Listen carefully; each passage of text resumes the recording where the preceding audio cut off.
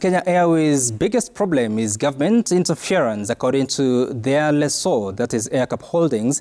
The company's chief executive officer, Aengus says that most carriers are under the influence of their governments, which affects operations and their financial performance. Kelly also stated that the biggest problem hindering the growth of African carriers is the failure to actualize open airspace, which would allow African airlines to grow. Fazal Ahmed reports. Governments are the biggest impediment to the growth of airlines and more specifically national carriers.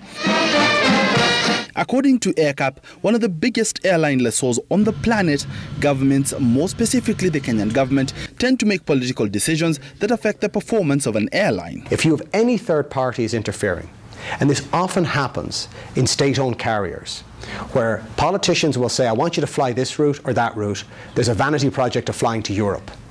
Those type of things cannot happen. So a board has to be behind the management team to back them up, because it will happen in every country in the world. Kelly further stated that for African airlines to grow, African governments need to open the airspace to allow for easy movement that would make it cheaper and more convenient for carriers to expand their market reach.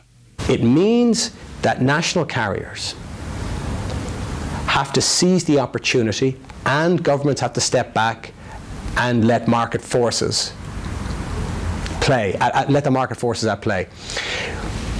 If I take an example, when the open skies happen in Europe, it's a big bang, it hurt many airlines, but in the long run it created tremendous economic development.